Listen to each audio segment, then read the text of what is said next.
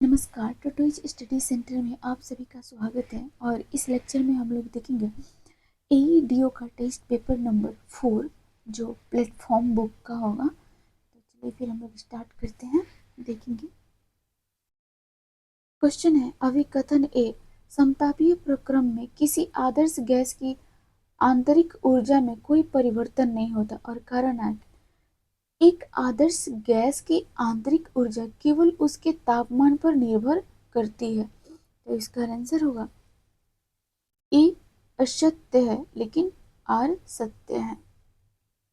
देखेंगे हम लोग यहाँ पे सम एक्सप्लेनेशन है। समतापीय प्रक्रम में तापमान में कोई परिवर्तन नहीं होता है, इसलिए ना आदर्श गैस की आंतरिक ऊर्जा में भी कोई परिवर्तन नहीं होता है। ठीक है, ध्यान रखेंगे। जैसे डेल्टा यू इक्वल 0, वैसे लोग करते हैं। नेक्स्ट क्वेश्चन है, दिष्ट कार्य के संबंध में निम्नलिखित में से कौन सा कथन सत्य है? कौन सा कथन सत्य है? तो एसी को डीसी में परिवर्तित करता है, एसी को डीसी में परिवर्तित करता है। देखेंगे दिष्टकारी एक इलेक्ट्रॉनिक उपकरण है जो प्रत्यावर्तित धारा को दिष्ट धारा में क्या करता है? परिवर्तित करता है ना। और दिष्टकारी का मुख्य घटक एक डायोड होता है जो धारा को केवल एक दिशा में बहने देता है। और नेक्स्ट पॉइंट देखेंगे, मोबाइल फोन चार्जर और बिजली की आपूर्ति में दिष्टकारी का ही व्यापक रूप से उपयोग किया जाता है। नेक्स्ट पॉइंट है, बल के बारे में निम्नलिखित में से कौन सा से कथन सही है ना। तो सही है, भार वह बल है जो किसी वस्तु पर ऊर्ध्वाधर रूप से नीचे की ओर कार्य करता है ना। तो देखेंगे हम लोग भार का मान जो होता है प्रत्येक स्थान पर क्या होता है? बदलते रहता है ना। और भार द्रव्यमान एवं गुरुत्वीय बल का गुणनफल होता है। भार इक्वल एम गुणा जी होता है। भार इक्वल क्या होगा? एम गुणा जी, यानी डब्ल्यू इक्वल एम मल्टीप्लाई जी। ध्यान रखेंगे। नेक्स्ट क्वेश्चन है,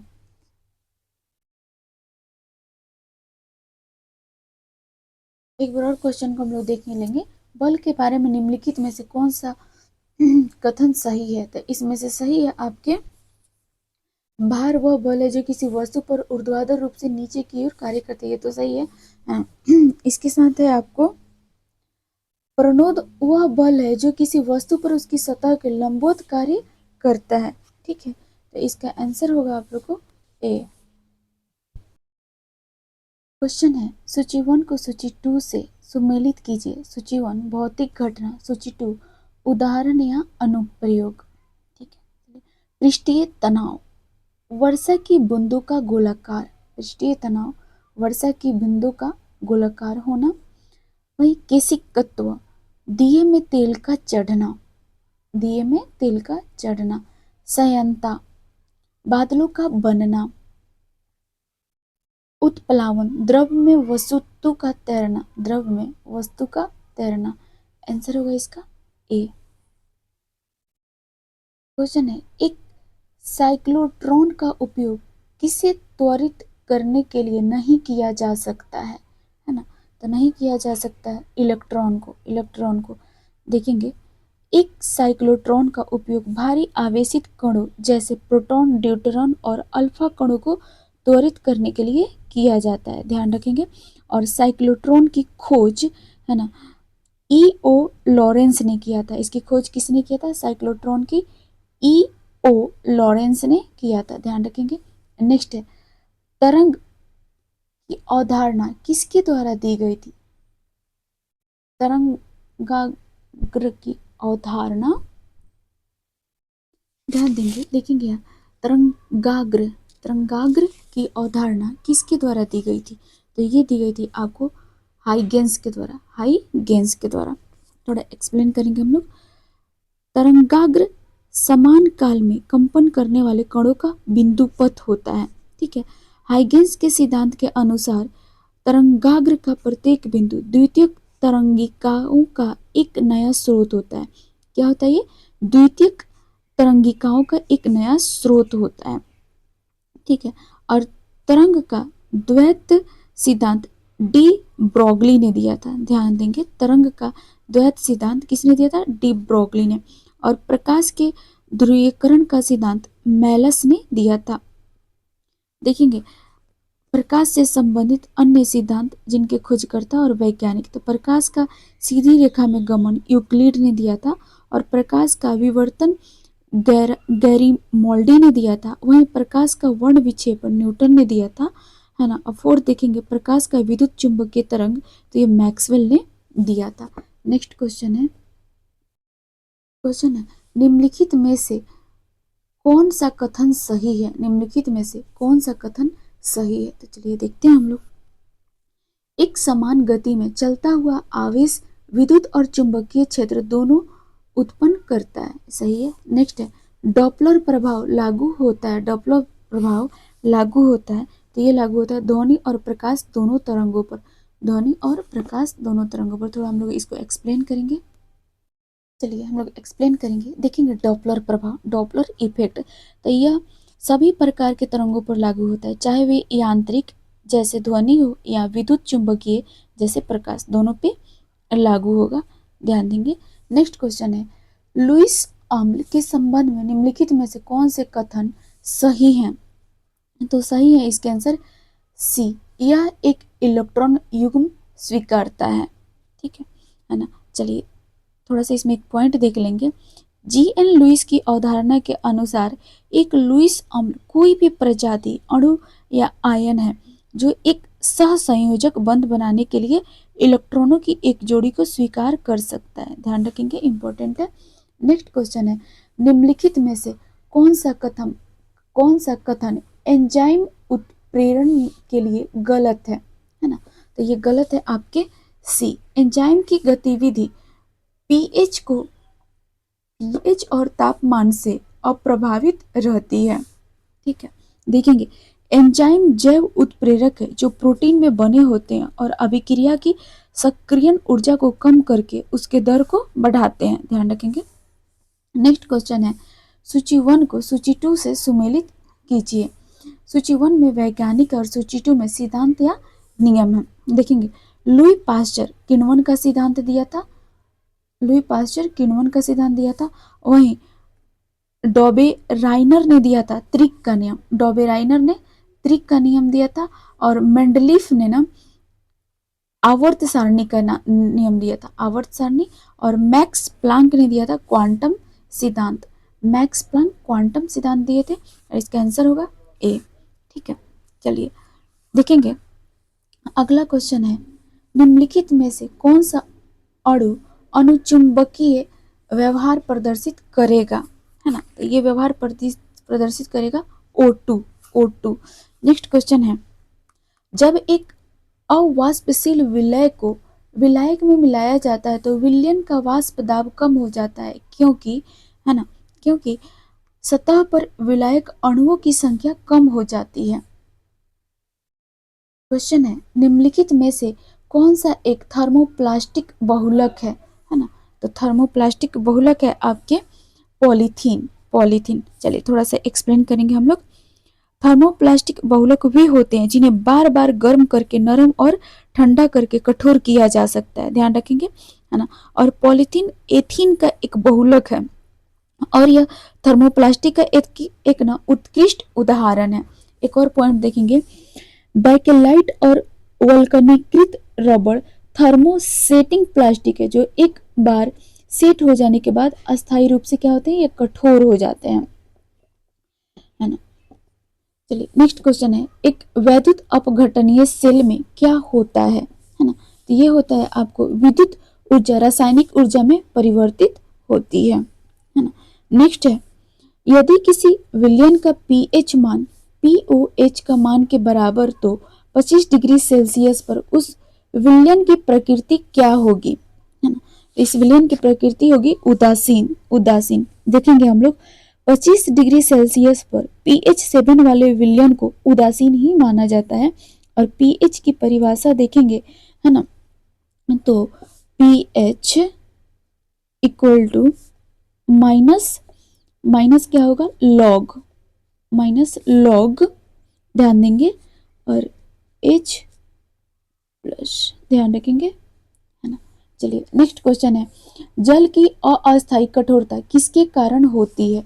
जल की अस्थायी कठोरता किसके कारण होती है? तो कैल्शियम और मैग्नीशियम बाइकार्बोनेट के कारण। देखेंगे, सोडियम और पोटेशियम क्लोराइड जल को कठोर नहीं बनाते हैं, ठीक है, ये इंपॉर्टेंट पॉइंट है, ध्यान रखेंगे। सोडियम और पोटेशियम क्लोराइड जल को कभी कठोर नहीं बनाते हैं, है ना। चलिए अगला क्वेश्चन देखेंगे, मानव मस्तिष्क के बारे में निम्नलिखित में से कौन सा कथन गलत है ना। तो गलत है, कॉर्पस कैलोसम प्रमस्तिष्क और अनुमस्तिष्क को जोड़ता है। हाँ, और इस चैनल पे जो भी नए हैं वो चैनल को लाइक एंड सब्सक्राइब करें और बेल आइकन को टैप करें। चलिए नेक्स्ट क्वेश्चन देखेंगे, प्रकाश संश्लेषण की प्रकाश स्वतंत्र अभिक्रियाओं के संबंध में कौन सा कथन सही है? चलिए तो इसका आंसर देखेंगे, तो इसका आंसर होगा सी। इस प्रक्रिया में एटीपी और NADPH का उपयोग करके CO2 का स्थिरीकरण होता है। थोड़ा सा एक्सप्लेनेशन देखेंगे, प्रकाश संश्लेषण की प्रकाश स्वतंत्र अभिक्रियाएं यानी केल्विन चक्र हरित लवक के स्ट्रोमा में होती है, ध्यान रखेंगे। नेक्स्ट क्वेश्चन है, सूची 1 को सूची 2 से सुमेलित कीजिए। सूची 1 में पोषक तत्व और सूची 2 में न्यूनता के लक्षण है, ठीक है। तो नाइट्रोजन से हरिमाहीनता, नाइट्रोजन हरिमाहीनता, फास्फोरस ये पोषक तत्व है, ठीक है। पुष्पन में देरी, पुष्पन में क्या होगा? देरी होगा, है ना, इसकी न्यूनता से। नेक्स्ट है पोटेशियम, पोटेशियम ऊतकों का क्षय, ऊतकों का क्या होगा? क्षय। नेक्स्ट कैल्शियम की न्यूनता से विभाज्योतिक ऊतकों की मृत्यु, आंसर होगा बी, आंसर क्या होगा? बी। थोड़ा सा एक्सप्लेनेशन देखेंगे, नाइट्रोजन सामान्य रूप से क्लोरोफिल का एक आवश्यक घटक है, इसकी कमी से हरिमाहीनता होती है जिसमें पत्तियां पीली पड़ जाती हैं, ध्यान रखेंगे, इसमें क्या होती है? पत्तियां पीली पड़ जाती हैं। क्वेश्चन है, निम्नलिखित में से कौन सा हार्मोन अधिवृक्क वलकुट द्वारा स्रावित नहीं होता है ना। तो स्रावित नहीं होता है सी, एड्रीनेलिन, एड्रीनेलिन, है ना। देखेंगे, एड्रीनेलिन हार्मोन अधिवृक्क ग्रंथि के भीतरी भाग जिसे अधिवृक्क मज्जा कहते हैं द्वारा स्रावित होता है ना। और एड्रेलिन को लड़ो या भागो हार्मोन के रूप में भी जाना जाता है। नेक्स्ट क्वेश्चन है, अनुलेखन की प्रक्रिया का तात्पर्य है, अनुलेखन की प्रक्रिया का तात्पर्य है DNA से RNA का संश्लेषण। एक्सप्लेनेशन देखेंगे, RNA से प्रोटीन के संश्लेषण को अनुवाद कहा जाता है, इसको क्या कहा जाता है? अनुवाद।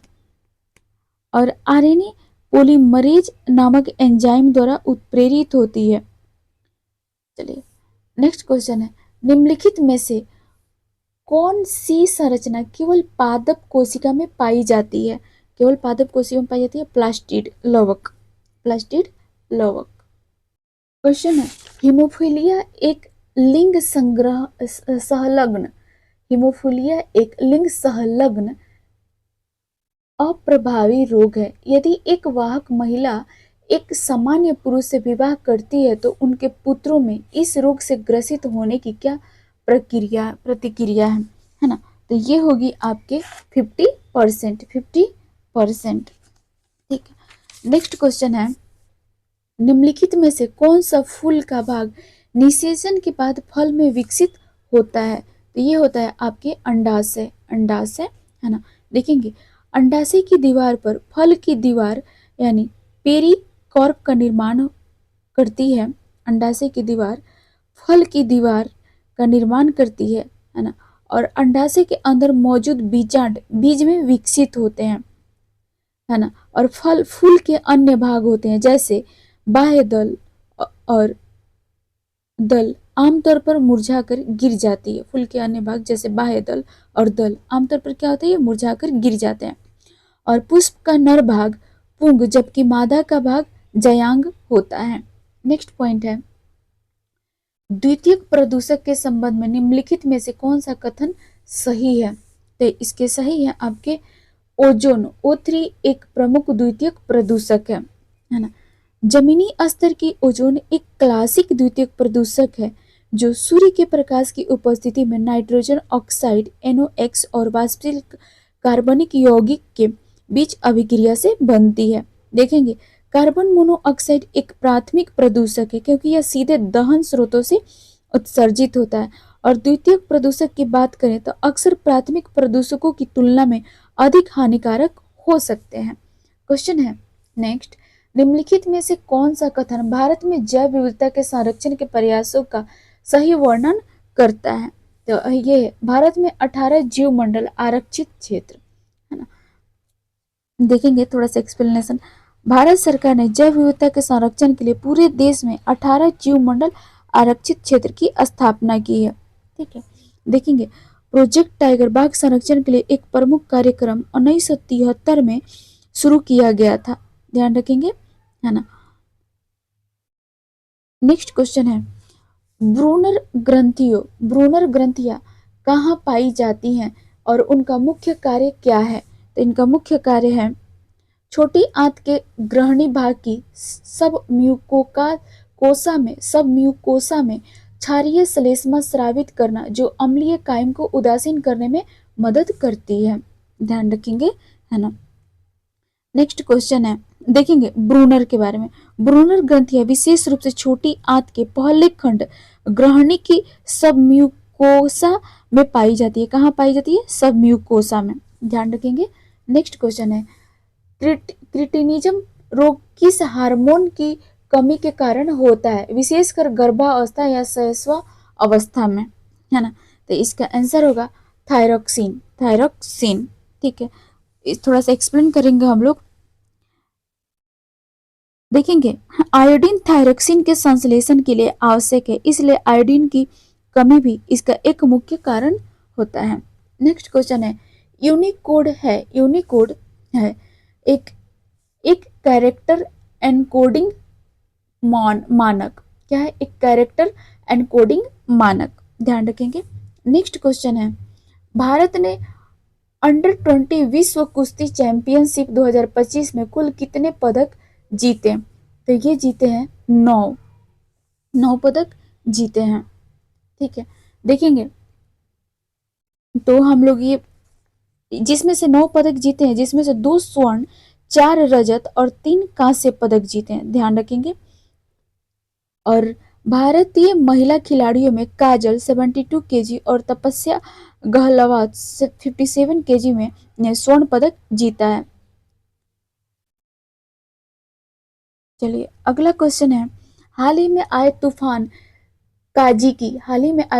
काजिकी एक शक्तिशाली उष्णकटिबंधीय चक्रवात है जिसने इनमें से किन 2 देशों को प्रभावित किया है? तो ये प्रभावित किया है वियतनाम और चीन को। नेक्स्ट क्वेश्चन है, भारत के किस अर्धसैनिक बल ने अपनी पहली पूर्ण महिला कमांडो इकाई मध्य प्रदेश में शुरू की है? तो ये शुरू की है CISF, है ना। चलिए नेक्स्ट क्वेश्चन है, भारत के उपराष्ट्रीय सुरक्षा सलाहकार किसे नियुक्त किया गया है? तो ये नियुक्त किया गया है अनीश दयाल सिंह को। ठीक है, ध्यान रखेंगे। सॉरी। क्वेश्चन है, 22 अगस्त 2025 को भारतीय अंतरिक्ष स्टेशन मॉड्यूल के नए मॉडल का अनावरण कहाँ किया गया? तो इसका अनावरण किया गया नई दिल्ली में, ध्यान देंगे। भारत की योजना है 2028 तक में स्वयं निर्मित अंतरिक्ष स्टेशन BSS के लिए पहले मॉड्यूल को प्रक्षेपित करने तथा 2035 तक अंतरिक्ष स्टेशन को 5 मॉड्यूल तक विस्तारित करने की है। आप देखेंगे वर्तमान में 5 अंतरिक्ष एजेंसियां द्वारा संचालित अंतर्राष्ट्रीय अंतरिक्ष स्टेशन और चीन का तियांग योंग अंतरिक्ष स्टेशन को ही यह गौरव प्राप्त है ना। तो देखेंगे आगे, राष्ट्रीय अंतरिक्ष दिवस 23 अगस्त को मनाया जाता है। राष्ट्रीय अंतरिक्ष दिवस कब मनाया जाता है? 23 अगस्त को। और भारतीय अंतरिक्ष अनुसंधान संगठन इसरो की स्थापना की बात करें तो 15 अगस्त 1969 को हुई थी। इसका मुख्यालय बेंगलुरु में है और इसके अध्यक्ष वी नारायणन हैं। अगला क्वेश्चन है, निम्नलिखित में से कौन सा एक थर्मोप्लास्टिक बहुलक है था? अरे ये तो क्वेश्चन हो गया था, सॉरी। क्वेश्चन है, 22 अगस्त 2025 को भारत के प्रधानमंत्री नरेंद्र मोदी ने बिहार के गयाजी में ऑटो सिमरिया गंगा पुल का उद्घाटन किया। इस पुल की लंबाई कितनी है? तो इस पुल की लंबाई है आपको 1.865 किलोमीटर। चलिए थोड़ा सा हम लोग देख लेंगे, है ना। यह पुल देश का सबसे चौड़ा एक्स्ट्राडोज्ड पुल है। क्या है? एक्स्ट्रा डोज्ड पुल है जो राजेंद्र सेतु का स्थान लेगा, ध्यान रखेंगे, है ना। नेक्स्ट क्वेश्चन है, 29 अगस्त 2025 से भारत के प्रधानमंत्री नरेंद्र मोदी किन दो देशों की 4 दिवसीय आधिकारिक यात्रा पर गए हैं? तो ये गए हैं आपके जापान और चीन, जापान और चीन। क्वेश्चन है, भारत का पहला tempered glass manufacturing Uttar Pradesh के किस शहर से शुरू की गई है? तो ये शुरू की गई है नोएडा से। नेक्स्ट क्वेश्चन है, सस्टेनेबल पावर 1404 मिसाइल अभ्यास किस देश द्वारा शुरू किया गया है? तो ये शुरू किया गया है ईरान द्वारा। नेक्स्ट है, भारतीय मूल के त्रिसांगी मेश्राम इंग्लैंड और वेल्स में सबसे कम उम्र की सॉलिसिटर बन गई है। इनका संबंध किस राज्य से है? इनका संबंध है आपका पश्चिमी बंगाल से। नेक्स्ट क्वेश्चन है, भारत का पहला पूर्णतः महिला संचालित स्वच्छ स्ट्रीट फूड हब माउली यानी मौली का उद्घाटन कहाँ किया गया? स्वच्छ स्ट्रीट फूड हब माउली यानी मौली का उद्घाटन कहाँ किया गया? तो ये किया गया है आपको मुंबई में, मुंबई में। नेक्स्ट क्वेश्चन है, बिहार में पहली बार 12वीं एशियाई कप पुरुष हॉकी 2025 का आयोजन किया जाएगा। इसका शुभंकर क्या है? इसका शुभंकर है चांद बाग। नेक्स्ट क्वेश्चन है, हम लोग थोड़ा एक्सप्लेन कर लेंगे, देखेंगे 12वीं एशियाई कप, है ना, जिसका आयोजन कहाँ किया गया? बिहार के राजगीर में, है ना, और अंतर्राष्ट्रीय हॉकी स्टेडियम में होगा, ध्यान रखेंगे, है ना। और एक पॉइंट और देखना है कि भारतीय पुरुष हॉकी टीम ने कुल 3 बार 2003, 2007 और 2017 में यह प्रतियोगिता जीता है और दक्षिण कोरिया ने सर्वाधिक 5 बार तथा पाकिस्तान ने 3 बार हॉकी एशिया कप का खिताब जीता है। और देखेंगे तो वर्तमान में हॉकी इंडिया के अध्यक्ष डॉक्टर दिलीप तिर्की हैं और भारतीय हॉकी टीम के कप्तान हरमनप्रीत सिंह है, जो इम्पोर्टेंट है, याद रखेंगे। नेक्स्ट क्वेश्चन है, अलास्का शिखर वार्ता 2025 अमेरिका और किस देश के बीच संपन्न हुआ? है ना, तो ये संपन्न हुआ है आपको रूस के बीच। देखेंगे इस वार्ता का मुख्य उद्देश्य रूस और यूक्रेन युद्ध में संभावित सीज फायर से है ना। देखेंगे 1867 में रूस ने अमेरिका को अलास्का को बेच दिया था, ध्यान रखेंगे 1867 में रूस ने अमेरिका को अलास्का को क्या किया था? बेच दिया था। क्वेश्चन है, 14 अगस्त 2025 को खेलो इंडिया वाटर स्पोर्ट्स महोत्सव के लोगो और शुभंकर का अनावरण कहाँ किया गया? है ना, तो ये किया गया था श्रीनगर में, ध्यान देंगे। खेलो इंडिया वाटर स्पोर्ट्स में 36 राज्यों और केंद्र शासित प्रदेशों के 400 से ज्यादा एथलीटों ने के श्रीनगर में नौकायन, केनोइंग और कायांकिंग में भाग लेने की संभावना है ना, ध्यान देंगे। नेक्स्ट क्वेश्चन है, 15 अगस्त 2025 को भारत के प्रधानमंत्री नरेंद्र मोदी ने राष्ट्रीय सुरक्षा पहल के लिए किस मिशन की घोषणा की है ना, तो किस मिशन की घोषणा की है? तो इन्होंने की है मिशन सुदर्शन चक्र, ध्यान देंगे। चलिए देखेंगे इसमें थोड़ा सा एक पॉइंट देख लेंगे। 2035 तक देश के प्रमुख स्थलों, सामरिक और नागरिक क्षेत्रों तथा धार्मिक केंद्रों को आधुनिक तकनीक के माध्यम से सुरक्षा कवच प्रदान किया जाएगा। कब तक? 2035 तक, ध्यान देंगे। नेक्स्ट क्वेश्चन है, गद्दर पार्टी का पत्र गद्दर था, है ना, तो इसका आंसर होगा एक साप्ताहिक पत्र, है ना, ध्यान देंगे। 1 नवंबर 2013 को गद्दर अखबार का पहला अंक प्रकाशित हुआ जो उर्दू भाषा में था। ठीक है, फिर देखेंगे 9 दिसंबर 2013 से गदर पत्र का गुरुमुखी लिपि संस्करण का प्रकाशन होने लगा। सबसे पहले उर्दू में, फिर उसके बाद गुरुमुखी लिपि में, है ना। और 1 तारीख और 9 डेट याद रखेंगे, है ना। और गदर पत्र हिंदू, गुजराती आदि भाषाओं में भी प्रकाशित होती थी, है ना। और इसके प्रत्येक अंक के पहले पृष्ठ पर अंग्रेजी राज का कच्चा चीठा छपा होता था, है ना। और देखेंगे गदर पार्टी की स्थापना 1 नवंबर 1913 में ना अनेक भारतीयों ने लाला हरदयाल के नेतृत्व में सैन फ्रांसिस्को यानी अमेरिका में गदर पार्टी की स्थापना की थी। एक पॉइंट और है, सोहन सिंह भाखना इसके प्रथम अध्यक्ष थे गदर पार्टी के, ध्यान देंगे। और लाला हरदयाल इसके प्रथम मंत्री एवं काशीराम कोषाध्यक्ष चुने गए थे। और इस पार्टी गदर पार्टी के नेताओं की बात करें तो इसमें प्रमुख नेता थे रामचंद्र, बरकतुल्ला, रामदासपुरी, सोहन सिंह भाखना, करतार सिंह सराबा, भाई परमानंद, भगवान सिंह आदि थे। ध्यान रखेंगे। नेक्स्ट क्वेश्चन है, निम्नलिखित निम्नलिखित संसद को उसके संबंधित देशों से सुमेलित करें और दिए गए विकल्पों में सही उत्तर चुनिए। तो ध्यान देंगे, दक्षिण कोरिया राष्ट्रीय सभा, दक्षिण कोरिया यह है राष्ट्रीय सभा संसद का नाम। और उत्तर कोरिया के संसद का नाम है सर्वोच्च लोकसभा, इंपॉर्टेंट है, याद रखेंगे, सर्वोच्च लोकसभा। और नेपाल का, है ना, संसद का नाम है विधायिक संसद। क्या नाम है? विधायिका संसद, सॉरी विधायिक संसद, किधर दिया हुआ है, विधायिका संसद ही होगा, हाँ चलिए। और फिलीपींस का नाम है उसके संसद का कांग्रेस, कांग्रेस। तो इसके अकॉर्डिंग आंसर होगा ए।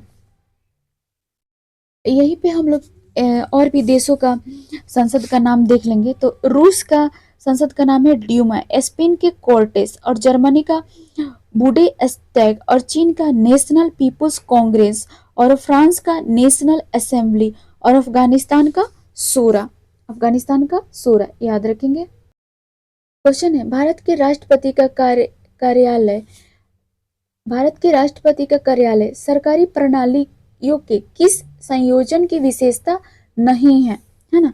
तो ये विशेषता नहीं है, अध्यक्षीय एवं गणतंत्रात्मक, अध्यक्षीय एवं गणतंत्रात्मक, है ना। चलिए हम यहाँ पे देख लेंगे। चलिए नेक्स्ट क्वेश्चन देखते हैं, ये तो हम लोग पॉलिटी में भी कर सकते हैं।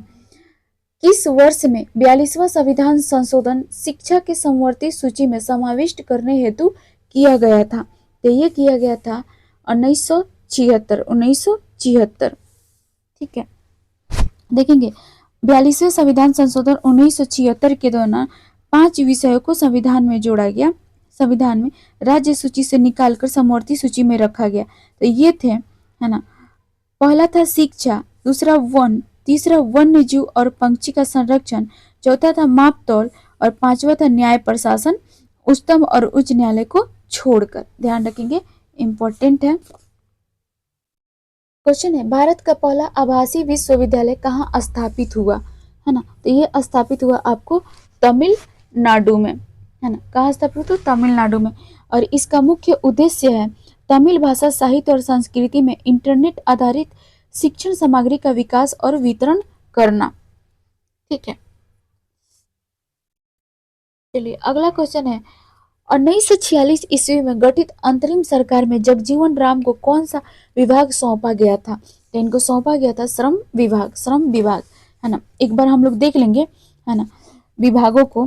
कैबिनेट मिशन 1946 ईस्वी के प्रस्ताव पर गठित अंतरिम मंत्रिमंडल 2 दिसंबर 1946 ईस्वी।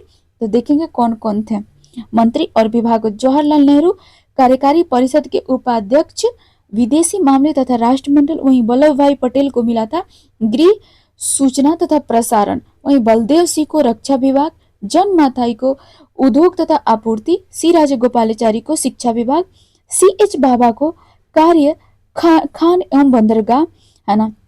अभी वर्तमान समय में बंदरगाहों की संख्या देखिए तो 13 है, और उसमें से एक निजी बंदरगाह है, ध्यान रखेंगे, है ना।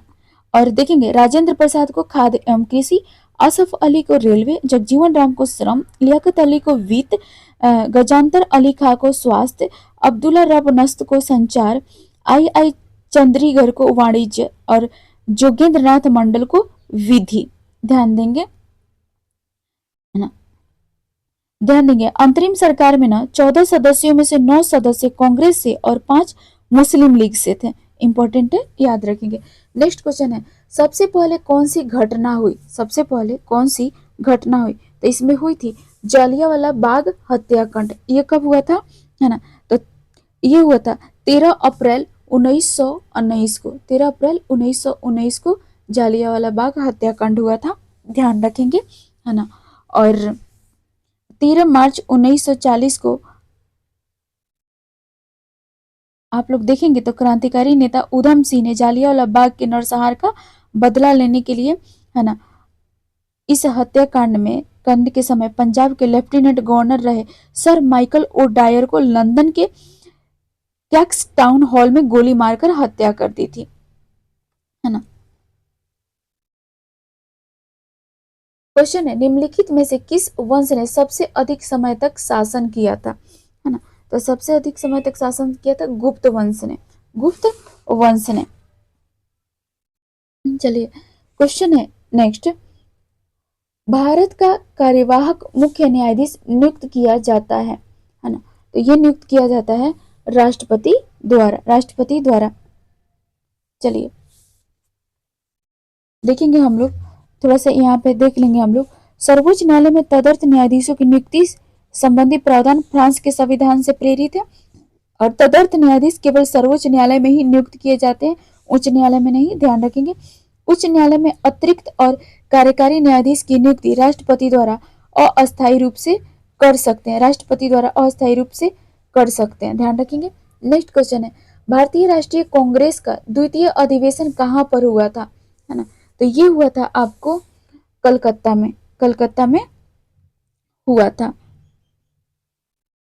देखेंगे भारतीय राष्ट्रीय कांग्रेस का दूसरा अधिवेशन कहाँ हुआ था? कलकत्ता में हुआ था। कब हुआ था, है ना? तो 1886 में हुआ था। और अध्यक्षता कौन किए थे? तो दादा भाई नौरोजी किए थे, ध्यान रखेंगे, है ना। नेक्स्ट क्वेश्चन है, संविधान प्रारूप समिति के अध्यक्ष कौन थे? संविधान प्रारूप समिति के अध्यक्ष कौन थे? तो इसके अध्यक्ष थे आपके डॉक्टर BR अम्बेडकर। क्वेश्चन है, समिति जिसकी संस्तुति पर देश में पंचायती राज को लागू किया गया था उसके अध्यक्ष थे, तो इसके अध्यक्ष थे आपके बलवंत राय मेहता। नेक्स्ट क्वेश्चन है, फरवरी 1946 ईस्वी में नौसेना का विद्रोह कहाँ से प्रारंभ हुआ, है ना? तो ये प्रारंभ हुआ था आपको बम्बई से, बम्बई से। थोड़ा सा हम लोग देख लेंगे, है ना, पंचायती राज के बारे में, ठीक है। तो इसको 73वें संविधान संशोधन 1992 के द्वारा संविधान के भाग 9 और अनुच्छेद 243, है ना, से जोड़ा गया था, ध्यान रखेंगे, है ना। इसमें देखेंगे तो कुल 16 अनुच्छेद आते हैं और अनुसूची की बात करें तो यह 11वीं अनुसूची में आता है ना। और देखेंगे तो ग्राम स्तर पे ग्राम पंचायत होता है, खंड या ब्लॉक स्तर पे पंचायत समितियां होती हैं और जिला स्तर पे जिला परिषद होते हैं। एक बार देख लेंगे जो पंचायती राज व्यवस्था में सुधार हेतु समितियां गठित की गई थी उनको, तो बलवंत राय मेहता समिति 1957 में, अशोक मेहता समिति 1977 में, जीवी की राव समिति 1985 में, LM सिंघवी समिति 1986 में, ठीक है। और 64वां संविधान संशोधन विधेयक 1989 में रखा गया था और 73वां संविधान संशोधन अधिनियम 1992 में, जो आप सभी को पता ही है। चलिए नेक्स्ट क्वेश्चन देखेंगे, भारत में नवीन आर्थिक योजना का शुभारंभ हुआ, भारत में नवीन आर्थिक योजना का शुभारंभ हुआ, तो ये हुआ था आपको जुलाई 1991 में, जुलाई 1991 में, है ना। 1991 में PV नरसिम्हा राव सरकार ने भारत की अर्थव्यवस्था को नई दिशा प्रदान की, ध्यान रखेंगे, है ना। और देखेंगे 24 जुलाई 1991 को तत्कालीन वित्त मंत्री डॉक्टर मनमोहन सिंह ने उदारीकरण की घोषणा की, यानी नई आर्थिक नीति या आर्थिक सुधार की घोषणा की। यह दिशा उदारीकरण, निजीकरण, वैश्वीकरण यानी LPG मॉडल जो आप लोग सुनते होंगे, LPG रिफॉर्म्स, वहीं पूरे देश में आर्थिक सुधारों के रूप में लागू किया गया, ध्यान देंगे, इंपॉर्टेंट है LPG रिफॉर्म्स 1991, है ना। क्वेश्चन है, 8 अप्रैल 1929 को केंद्रीय असेंबली में बम फेंकने वाले कौन थे, है ना? तो ये थे आपके भगत सिंह एवं बटुकेश्वर दत्त, है ना? देखेंगे ये बल जो था वो क्यों फेंका गया था बम, तो पब्लिक सेफ्टी बिल और व्यापार विवाद विधेयक पास होने के विरोध में 8 अप्रैल 1929 ईस्वी को इन दोनों ने यानी बटुकेश्वर दत्त और भगत सिंह ने दिल्ली में सेंट्रल लेजिस्लेटिव असेंबली में खाली बेंचों पर बम फेंका था। ठीक है, ध्यान रखेंगे। नेक्स्ट क्वेश्चन है 1922 ईस्वी में चित्तरंजन दास की अध्यक्षता में भारतीय राष्ट्रीय कांग्रेस का अधिवेशन कहाँ पर हुआ था, तो ये हुआ था आपको गया में, गया में हुआ था, है ना? चलिए अगला क्वेश्चन है निम्नलिखित पहाड़ियों में से कौन सी एक पहाड़ी पाई जाती है जहां पर पूर्वी तथा पश्चिमी घाट आपस में मिलते हैं, है ना? तो इसका आंसर होगा नीलगिरी, नीलगिरी। नेक्स्ट क्वेश्चन है निम्नलिखित में से सबसे पहले भारत आने वाला कौन था, है ना? तो ये था मेगास्थनीज, मेगास्थनीज, है ना? और मेगास्थनीज देखेंगे 305 से 4 बीसी में युद्ध के बाद सेलुकस निकेटर के राजदूत के रूप में पाटलिपुत्र में निवास किया था ये, है ना? और मेगास्थनीज ने भारतीय समाज को 7 श्रेणियों में बांटा था। उसमें थे दार्शनिक, किसान, अहिर, कारीगर, सैनिक, निरीक्षक एवं सभासद। ध्यान देंगे और देखेंगे आप लोग। चलिए आगे देखेंगे निम्नलिखित वंशों में से किस वंश ने सबसे पहले शासन किया था, तो शासन किया था खिलजी वंश ने, खिलजी वंश ने। इसका टाइमिंग क्या था खिलजी वंश का 1290 से 1320, 1290 से 1320। और गुलाम वंश के शासन को समाप्त कर 1290 ईस्वी में जलालुद्दीन फिरोज खिलजी ने खिलजी वंश की स्थापना की थी और इसने किलोखरी को अपनी राजधानी बनाया था, है ना? चलिए देखेंगे जमायत खान मस्जिद, अलाई दरवाजा, सिरी का किला एवं हजार खंबा महल का निर्माण किसने करवाया था, अलाउद्दीन खिलजी ने करवाया था। और एक बार यही देख लेंगे दिल्ली सल्तनत को हम लोग, तो दिल्ली सल्तनत में ना वंश कौन कौन से आते थे, तो ये आते थे, है ना? टोटल 5 वंश इंपॉर्टेंट है जो आते थे। मामलुक या दास वंश, इनकी टाइमिंग थी 1206 से 90। वहीं खिलजी वंश 1290 से 1320। तुगलक वंश 1320 से 1414 ईस्वी। सैयद वंश 1414 से 1451। लोधी वंश 1451 से 1526 ईस्वी। नेक्स्ट क्वेश्चन है राष्ट्रीय शिक्षा आयोग 1964 से 66 के प्रतिवेदन का शीर्षक क्या है, तो इसका शीर्षक है आपका शिक्षा एवं राष्ट्रीय विकास, शिक्षा एवं राष्ट्रीय विकास। ध्यान देंगे राष्ट्रीय शिक्षा आयोग 1964 से 66 जिसे कोठारी आयोग के नाम से भी जाना जाता है, इसने भारतीय शिक्षा प्रणाली की शिक्षा और सुधार के लिए गठित किया गया था, है ना?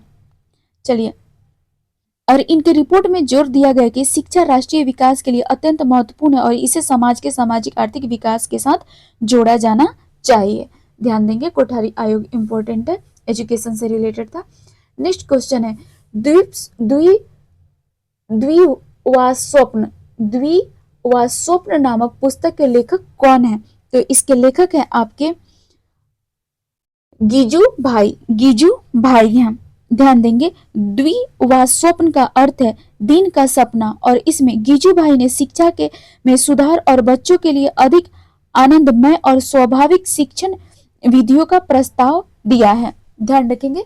नेक्स्ट क्वेश्चन है भारत के संविधान का कौन सा अनुच्छेद भारतीय निर्वाचन आयोग से संबंधित है, तो ये संबंधित है अनुच्छेद 324। थोड़ा सा हम लोग इसको देख लेंगे थोड़ा सा, है ना? आर्टिकल 324 से 329 तक निर्वाचन आयोग के गठन अधिकार और शक्तियों से संबंधित है ना? और निर्वाचन आयोग की स्थापना 25 जनवरी 1950 ईस्वी में किया गया था, है ना? और देखेंगे आगे देखेंगे निर्वाचन आयोग के का, है ना, राष्ट्रपति द्वारा निर्वाचन आयुक्तों की नियुक्ति की जाती है। ध्यान देंगे भारत के राष्ट्रपति द्वारा निर्वाचन आयुक्तों की नियुक्ति की जाती है और निर्वाचन आयोग 6 वर्ष या 65 वर्ष की आयु तक उन्हें पद पर रह सकते हैं, है ना?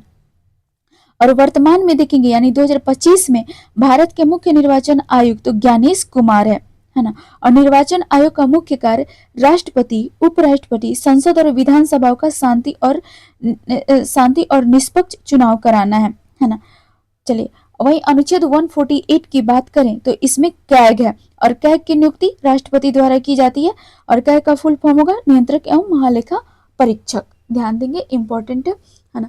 अगला क्वेश्चन है, जब केंद्र और राज्य सरकारों से शक्ति लेकर स्थानीय सरकार को दे दी जाती है तो इसे क्या कहा जाता है ना। तो इसे कहा जाता है विकेंद्रीकरण। विकेंद्रीकरण। जब केंद्र और राज्य सरकारों से शक्ति लेकर स्थानीय सरकार को दे दी जाती है तो इसे क्या कहा जाता है, विकेंद्रीकरण। ध्यान देंगे, इंपॉर्टेंट है, ठीक है। देखेंगे आधुनिक भारत में, एक बार हम लोग इसका एनिशियंट टाइम से देख लेंगे। भारत में चोल प्रशासन में विकेंद्रीकरण की प्रवृत्ति प्रबल थी, ध्यान देंगे, है ना। अब आधुनिक समय में आएंगे तो आधुनिक भारत में वित्तीय विकेंद्रीकरण की शुरुआत लॉर्ड मेयो द्वारा 1870 ईस्वी में प्रारंभ किया गया था। और भारत में न विकेंद्रीकरण की शुरुआत लॉर्ड रिपन द्वारा 1882 ईस्वी में प्रारंभ किया गया था। और लॉर्ड रिपन को भारत में विकेंद्रीकरण या स्थानीय स्वायत्तता का जनक माना जाता है, इंपॉर्टेंट है, ध्यान रखेंगे, है ना। नेक्स्ट क्वेश्चन है, स्क्रॉल करेंगे हम लोग। भारतीय संविधान के अनुच्छेद 360 में राष्ट्रपति को किसकी घोषणा करने का अधिकार है ना। तो अधिकार है वित्तीय आपातकालीन का, वित्तीय आपातकालीन का, ध्यान देंगे, है ना। भारतीय संविधान के भाग 18 में ना ऑफ और आपातकाल और ऑफ और 18 याद रखेंगे। भाग 18 में, है ना, आपके आपातकालीन शक्तियों का उल्लेख है, ठीक है। और आर्टिकल्स की बात करें तो 352 से 360 तक है ना। और राष्ट्रपति को 3 प्रकार के आपातकालीन शक्तियां दी गई है। राष्ट्रीय आपातकाल 352, राष्ट्रपति राज्य में राष्ट्रपति शासन अनुच्छेद 356 और वित्तीय आपातकाल 360, ध्यान रखेंगे। और भारत में ना अब तक वित्तीय आपातकाल नहीं लागू किया गया है, वित्तीय आपातकाल नहीं लागू किया गया है। और एक पॉइंट और याद रखेंगे, वित्तीय आपातकाल के समय ना हमारे देश के जो जजेज होते हैं उनके जो वेतन होते हैं उनमें कम किया जा सकता है, सिर्फ एक ही कंडीशन में, वित्तीय आपातकाल के समय। बाकी कोई भी कंडीशन हो उनकी वेतन को कम नहीं किया जा सकता है। चलिए नेक्स्ट क्वेश्चन है, निम्नलिखित में से कौन सा समवर्ती सूची में शामिल है ना। तो समवर्ती सूची में शामिल है जंगल, अभी हम लोग पढ़े थे, है ना। 42वें संविधान संशोधन 1976 द्वारा, है ना, जोड़ा गया था समवर्ती सूची में, ठीक है। चलिए नेक्स्ट क्वेश्चन है, मनरेगा अधिनियम के बारे में निम्नलिखित में से कौन सा गलत है। तो गलत है यहाँ, यदि सरकार असफल होती है तो यह रोजगार भत्ता नहीं देगी, ऐसा बिल्कुल भी नहीं है ना। और देखेंगे मनरेगा कानून संपूर्ण भारत में लागू है ना। मनरेगा के जनक बेल्जियम मूल के भारतीय नागरिक जैंद्रेज हैं, है ना। और 2002 में भारत की इन्हें नागरिकता मिली, ध्यान रखेंगे। मनरेगा कानून विश्व का अपनी तरह का सबसे बड़ा रोजगार गारंटी कानून है, याद रखेंगे। और दूसरा पॉइंट है, नरेगा योजना 2 फरवरी 2006 को आंध्र प्रदेश के अनंतपुर जिले के बदनापल्ली गांव से प्रारंभ तत्कालीन प्रधानमंत्री डॉक्टर मनमोहन सिंह ने किया था, इंपॉर्टेंट है। और मनरेगा में एक पॉइंट इंपॉर्टेंट है जो देखेंगे आप लोग, है ना। तो मनरेगा में यह प्रावधान है कि यदि किसी भी व्यक्ति को 15 दिनों के अंदर कार्य नहीं मिलता है तो उन्हें बेरोजगारी भत्ता देने का प्रावधान है। नेक्स्ट क्वेश्चन है, भारत में प्रथम पंचवर्षीय योजना का आधार था, है ना। तो इसका आधार था, तो इसका आंसर होगा ए, है ना। और भारत में प्रथम पंचवर्षीय योजना की शुरुआत 1 अप्रैल 1951 से 31 मार्च 1956 तक हुई थी, है ना। और प्रथम देखेंगे इस पंचवर्षीय योजना में कृषि को सर्वोच्च प्राथमिकता दी गई थी। और पंडित जवाहरलाल नेहरू ने कहा था कि सब कुछ इंतजार कर सकता है लेकिन कृषि, है ना, नहीं, यानी भूख नहीं, है ना। चलिए, और द्वितीय पंचवर्षीय योजना 1956 से 61 तक था और ये महालनोबिस मॉडल पर आधारित था। और इसमें ना उद्योगों को अधिक महत्व दिया गया था, ध्यान रखेंगे। और औद्योगिक नीति ना 1956 के द्वारा समाजवादी आर्थिक ढांचा को मजबूती मिली। नेक्स्ट क्वेश्चन है, औसत आय और भी किस नाम से जानी जाती है। औसत आय और भी किस नाम से जानी जाती है। तो ये जानी जाती है आपके प्रति व्यक्ति आय, है ना। और देखेंगे हम लोग भारत में प्रति व्यक्ति आय 1867 से 68 में दादा भाई नौरोजी ने 20 रुपए वार्षिक अनुमानित किया था, 20 रुपए सॉरी 1867 से 68 में दादा भाई नौरोजी। ठीक है, ध्यान रखेंगे यह भारत में राष्ट्रीय आय का प्रथम गणना था जो दादा भाई नौरोजी द्वारा किया गया था, है ना। और राष्ट्रीय आय की गणना हम सामान्यतः 3 विधियों के तहत करते हैं। ठीक है, इसमें पहला है आय गणना विधि, दूसरा है उत्पादन गणना विधि और तीसरा है व्यय गणना विधि। ध्यान रखेंगे। और इसके, है ना, और आप लोग जीडीपी और एनडीपी को भी ध्यान दे लेंगे, है ना, जीडीपी और एनडीपी को। चलिए नेक्स्ट क्वेश्चन है गोबी मरुस्थल कहाँ स्थित है? गोबी मरुस्थल कहाँ स्थित है? तो ये स्थित है आपके चीन में, है ना। और देखेंगे, थोड़ा एक्सप्लेन करेंगे हम लोग। गोबी मरुस्थल मंगोलिया और चीन में फैला है, एशिया का सबसे बड़ा मरुस्थल है गोबी मरुस्थल। अब हम लोग सहारा मरुस्थल को देखेंगे, विश्व का सबसे बड़ा मरुस्थल है। ठीक है, और शीतोष्ण कटिबंधीय मरुस्थल 30 डिग्री से 60 डिग्री अक्षांश के मध्य पाए जाते हैं। कौन? शीतोष्ण कटिबंधीय 30 डिग्री से 60 डिग्री, याद रखेंगे। और इन 30 डिग्री से 60 डिग्री के बीच ना गोबी मरुस्थल, ग्रेट बेसिन, पैटागोनिया, मोजावे, तकला मकान, काराकुम एवं सोनोरुन आदि मरुस्थल आते हैं। ध्यान रखेंगे, इंपॉर्टेंट है ना। और अफ्रीका में सहारा मरुस्थल पाया जाता है। और ग्रेट विक्टोरिया, सिम्पसन, स्ट्रेलिकी, गिब्सन मरुस्थल दक्षिणी ऑस्ट्रेलिया में पाए जाते हैं। दक्षिणी ऑस्ट्रेलिया के जो भी प्रमुख मरुस्थल है उन्हें याद रखेंगे, इंपॉर्टेंट है। ठीक है, नेक्स्ट क्वेश्चन है दक्षिणी गंगोत्री कहाँ स्थित है? दक्षिणी गंगोत्री कहाँ स्थित है? तो ये स्थित है आर्कटिक में, अंटार्कटिक में, सॉरी मैं टिक्कर से, अंटार्कटिक में। तो हम लोग देखेंगे, है ना, गोंडवाना लैंड के विखंडन से निर्मित अंटार्कटिक विश्व का 5वां बड़ा महाद्वीप है। इसे निर्जन महाद्वीप भी कहा जाता है। ध्यान रखेंगे, गोंडवाना लैंड के विखंडन से, आप लोग पढ़े होंगे, है ना, प्लेट महाद्वीपीय विस्थापन के सिद्धांत में। चलिए अगला पॉइंट है एल्प्स एल्प्स बर्फ पर्वत श्रेणी में अंटार्कटिका की सर्वोच्च चोटी विंस मैसिफ स्थित है। कौन सी उच्च चोटी है? तो सर्वोच्च चोटी है तो विंस मैसिफ है। ठीक है, याद रखेंगे। ठीक है, अब हम लोग देखेंगे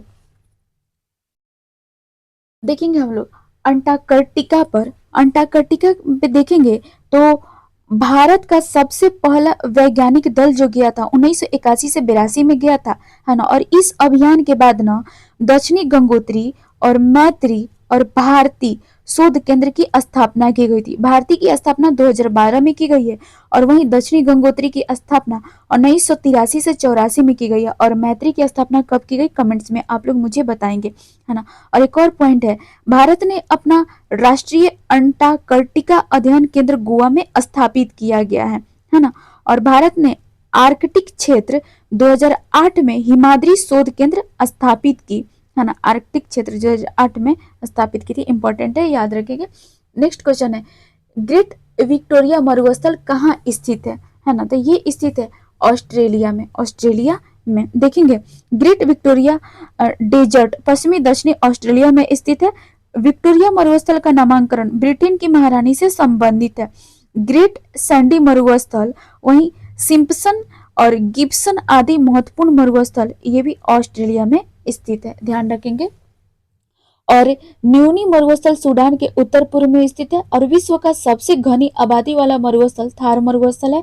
और थार मरुस्थल भारत पाकिस्तान में फैला हुआ है। वहीं आटाकामा की बात करें तो यह मरुस्थल दक्षिणी अमेरिका में स्थित है। ठीक है,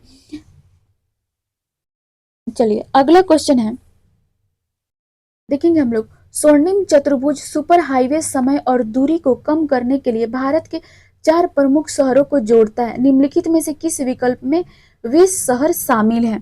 तो ये शहर शामिल है दिल्ली, कोलकाता, चेन्नई, मुंबई। दिल्ली, कोलकाता, चेन्नई, मुंबई, है ना। और देखेंगे स्वर्णिम चतुर्भुज परियोजना की शुरुआत कब की गई थी? तो 2001 में की गई थी, है ना।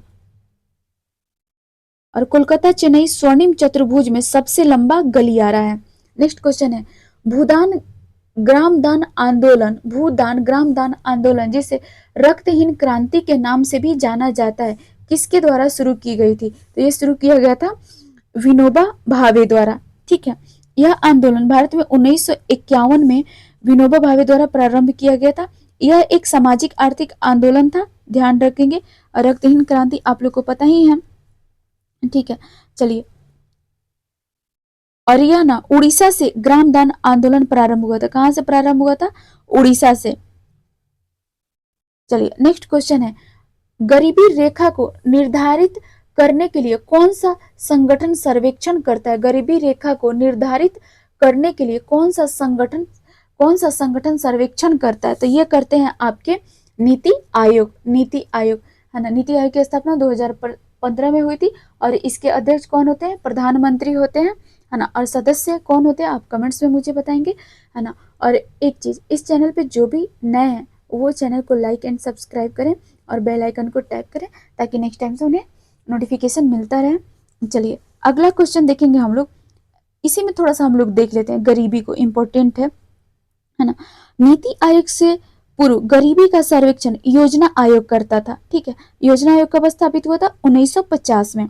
ठीक है, चलिए देखेंगे। योजना आयोग ने गरीबी के आकलन के लिए शहरी क्षेत्र में 2100 कैलोरी प्रतिदिन और ग्रामीण क्षेत्र में 2400 कैलोरी प्रतिदिन से कम प्राप्त करने वाले को गरीब माना था, है ना। फिर देखेंगे, गरीबी पर रंगराजन समिति और तेंदुलकर समिति भी बनाया गया था।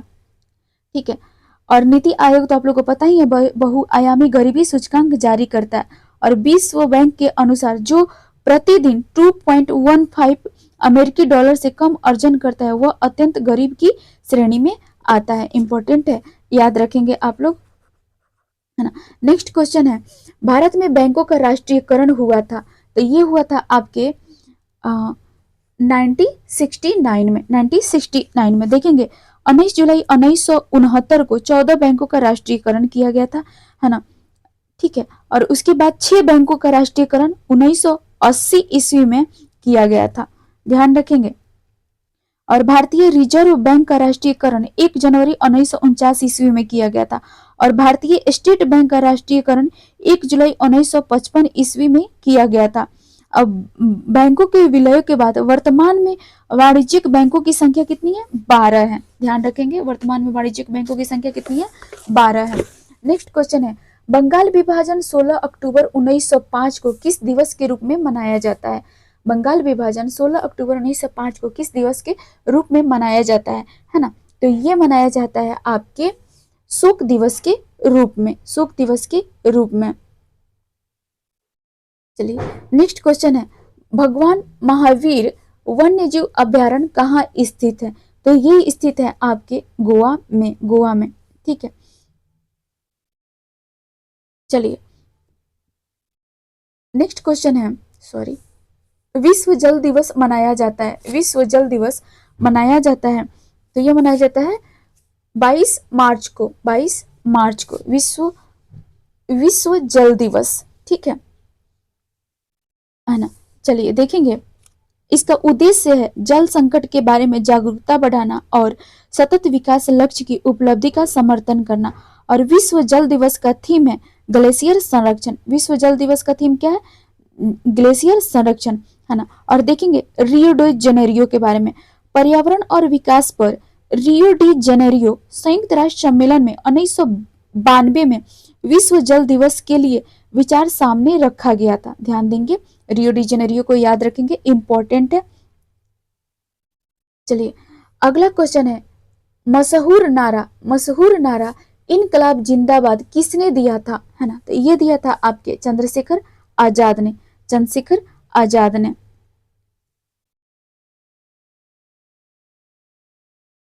सॉरी, ये क्वेश्चन गलत मैं टिक कर दी, रियली सॉरी।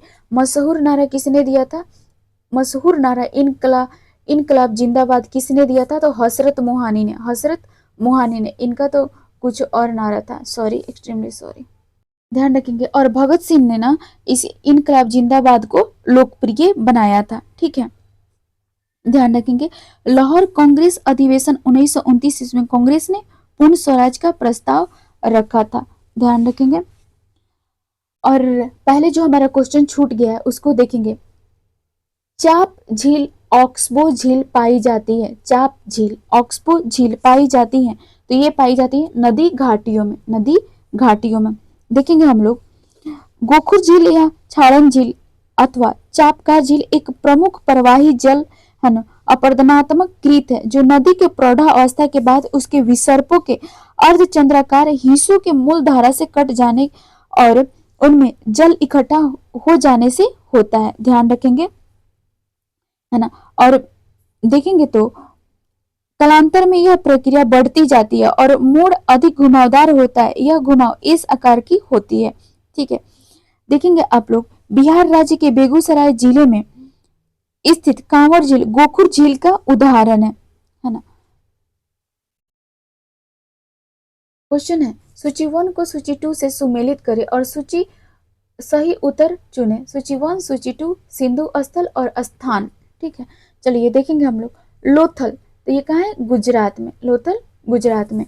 और रोपड़ की बात करें तो पंजाब में, ठीक है। और राखी गढ़ी की बात करें तो हरियाणा में, ठीक है। और कालीबंगा राजस्थान, तो इसका आंसर होगा बी। चलिए नेक्स्ट क्वेश्चन है बुध के जन्म का प्रतीक क्या है। बुध के जन्म का प्रतीक क्या है, तो इनके जन्म का प्रतीक है कमल और सांड, कमल और सांड। और बाकी सब तो पता ही है। बुध के अवशेष का प्रतीक क्या है, स्तूप है। बुध के ज्ञान का प्रतीक पीपल वृक्ष है ना।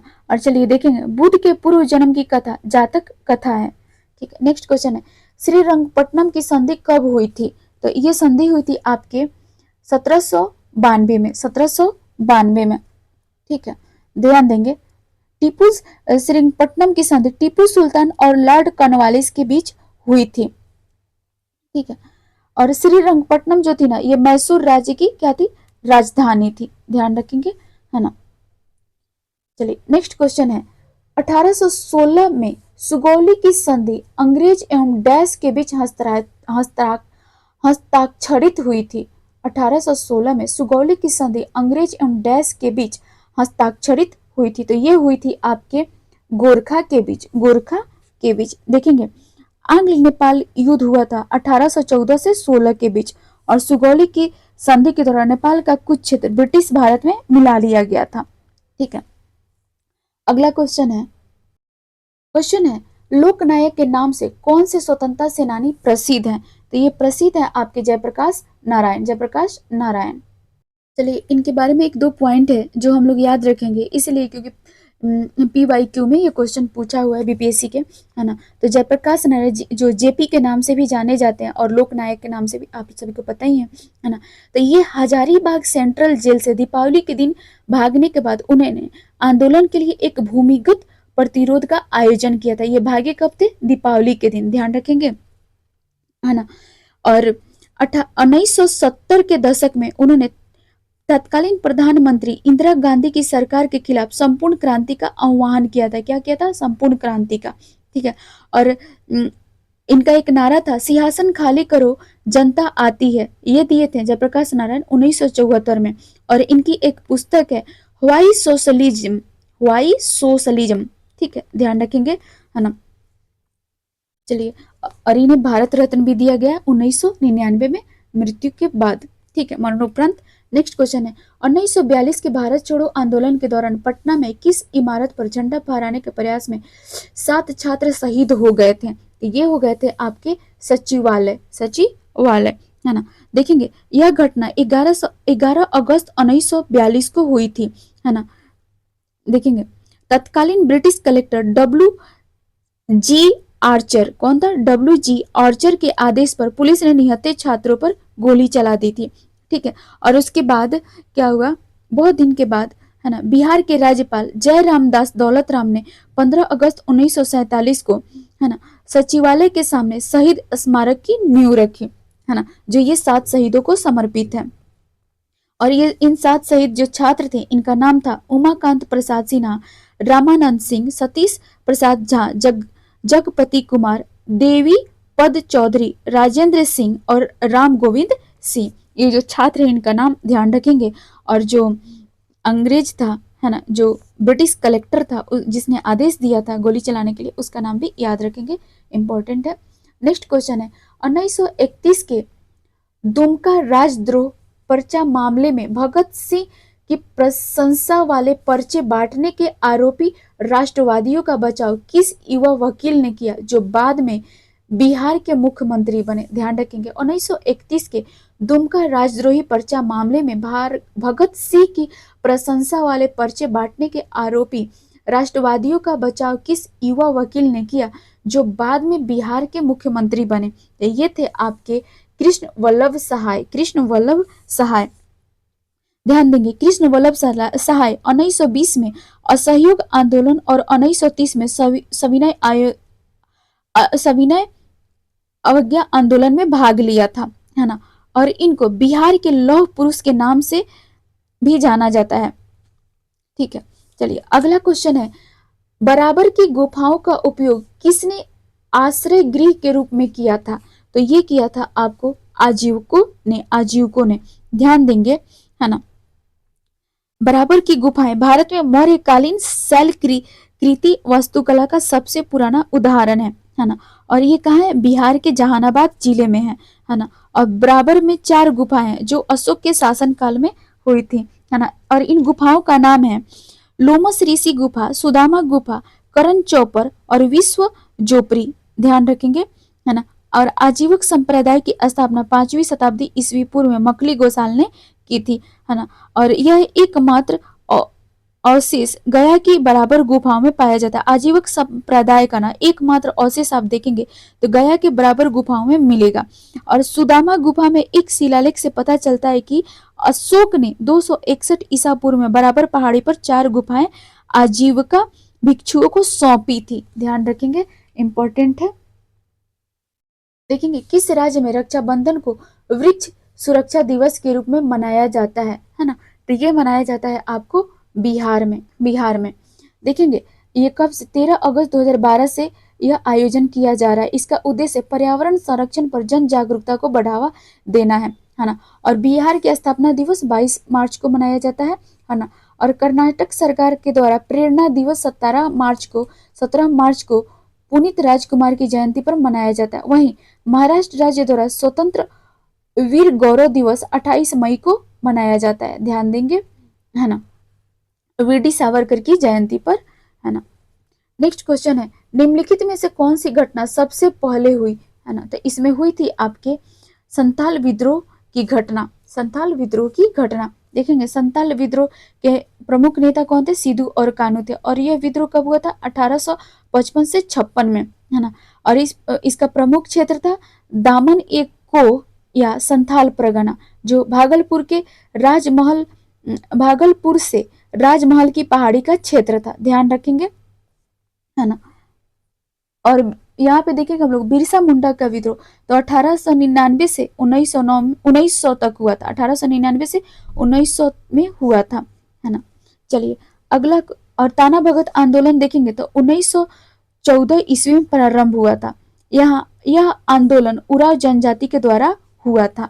नेक्स्ट क्वेश्चन है, बिहार के किस जिले में चीनी का उत्पादन सर्वाधिक होता है ना। तो चीनी का सर्वाधिक उत्पादन होता है आपके पश्चिमी चंपारण में। अब हम लोग थोड़ा एक्सप्लेन करेंगे।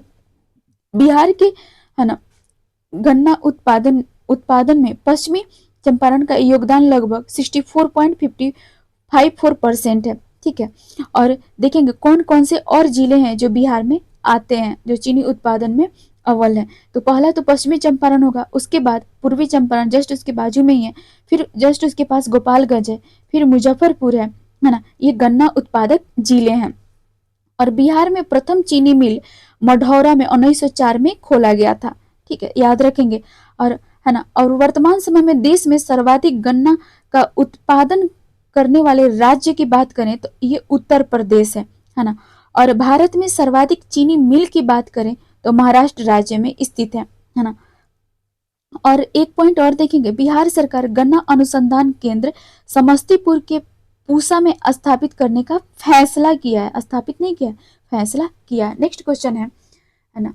और इस चैनल पे जो भी नया है वो चैनल को लाइक एंड सब्सक्राइब कर दें, बेल आइकन को टैप कर दें ताकि जब भी वीडियो अपलोड किया जाए आप सभी तक नोटिफिकेशन चला जाए, है ना। चलिए क्वेश्चन है, बिहार राज्य की सीमाएं किन किन भारतीय राज्यों से लगती है ना। तो ये लगती है आपके ऑप्शन के अकॉर्डिंग उत्तर प्रदेश, झारखंड और पश्चिमी बंगाल। राज्यों की बात करें तो उत्तर प्रदेश, झारखंड और पश्चिमी बंगाल से लगेगी। चलिए थोड़ा सा हम लोग देख लेंगे, है ना। तो झारखंड पता ही है आप लोग को, बिहार से अलग हुआ 2000 में, ठीक है ना। और इंटरनेशनल बाउंड्री शेयर करता है तो वो नेपाल से करता है। 3 राज्यों के बारे में आप लोग को पता ही चल गया, है ना, ठीक है। और देखेंगे, चलिए, बिहार ना 7 जिले नेपाल से साझा करता है, वहीं 3 जिले पश्चिमी बंगाल राज्य से साझा करता है, और 8 जिले झारखंड से, वहीं फिर 8 जिले उत्तर प्रदेश से। ध्यान रखेंगे, 8 जिले झारखंड, फिर 8 जिले उत्तर प्रदेश से, और 3 जिले पश्चिमी बंगाल से, और 7 जिले नेपाल से, जो इंटरनेशनल बाउंड्री है। नेक्स्ट क्वेश्चन है, कौन सी नदी बिहार को लगभग 2 बराबर भागों, उत्तरी बिहार और दक्षिणी बिहार में विभाजित करती है? तो ये है आपके गंगा नदी। गंगा नदी हम लोग एक्सप्लेन करेंगे, है ना। गंगा नदी बिहार को 2 बराबर भागों, उत्तरी बिहार और दक्षिणी बिहार में विभाजित करती है ना। पश्चिम से पूर्व की ओर बहते हुए बिहार के मैदानी भाग के बीच से गुजरती है। कौन गुजरती है? गंगा नदी, है ना। देखिए, गंगा के उत्तर के क्षेत्र, है ना, जिसे उत्तरी बिहार कहा जाता है, इसमें हिमालय से निकलने वाली कई नदियां जैसे गंडक, बूढ़ी गंडक, कोसी और महानंदा द्वारा सिंचित है ना। और गंगा के दक्षिणी का क्षेत्र, जिसे दक्षिणी बिहार कहा जाता है, जिसमें नदियां हैं सोन, पुनपुन, फल्गु जैसी नदियां बहती है ना। और गंगा नदी बिहार में प्रवेश करती है चौसा जिले में, है ना, बक्सर के चौसा से प्रवेश करती है और निकलती है ना, साहिबगंज जिले के निकट कटिहार के पास से होकर बिहार से निकल जाती हैं, है ना। और गंगा नदी की लंबाई टोटल की बात करें तो 2525 किलोमीटर है, और बिहार में बहती है 445 किलोमीटर। और सबसे ज़्यादा बिहार के जिलों में बात करें तो पटना में सबसे ज़्यादा बहती है 99 किलोमीटर, ठीक है। अगला क्वेश्चन है, 2011 की जनगणना के अनुसार जनसंख्या की दृष्टि से बिहार का भारत में कौन सा स्थान है? तो इसका स्थान है, आप लोग देखेंगे तो इसका स्थान है तीसरा। तीसरा। अब हम लोग देखेंगे, है ना, तो बिहार की कुल जनसंख्या कितनी है? तो 10, 40, 99, 4, 52 याद रखेंगे, 10, 40, 99, 4, 52। और करोड़ में याद करेंगे 10.41 करोड़, है ना, या लगभग 11 करोड़ कह सकते हैं, है ना। चलिए देखेंगे, बिहार से पहले 2 राज्य कौन है? बिहार का तो स्थान जनसंख्या में तीसरा है, तो वे राज्य हैं उत्तर प्रदेश पहला है और दूसरा महाराष्ट्र है ना। और देखेंगे, बिहार की आबादी केवल शहरी क्षेत्र में रहती है, तो 11.3%, है ना। और सर्वाधिक जनसंख्या वाला जिला बिहार का पटना है ना। और न्यूनतम जनसंख्या वाला जिला बिहार का शेखपुरा है ना। और सर्वाधिक जनसंख्या घनत्व वाला जिला की बात करें तो वो शिवहर है ना। और न्यूनतम जनसंख्या घनत्व वाला जिला की बात की जाए तो वो कैमूर है ना। और 2011 की जनगणना में बिहार की साक्षरता दर 51, है ना। बिहार की साक्षरता दर, एक टोटल साक्षरता दर की बात की जाए तो 61.8%, यानी 61.8% दर्ज की गई है। वहीं महिलाओं की बात की जाए तो 51.50% है, यानी 51.50% है। और पुरुष साक्षरता की बात की जाए तो 71.20% है, यानी 71.20% है। और बिहार की लिंगानुपात की बात की जाए तो, है ना, 918 है। कितना है? 918। और सर्वाधिक लिंगानुपात कहाँ है? तो गोपालगंज में है। चलिए, धन्यवाद। ये सेट हम लोग का कंप्लीट हुआ, सेट नंबर 4, है ना। अब हम लोग नेक्स्ट सेट में मिलेंगे। Thank you. और इस चैनल पे जो भी नए हैं वो चैनल को लाइक एंड सब्सक्राइब करें। धन्यवाद।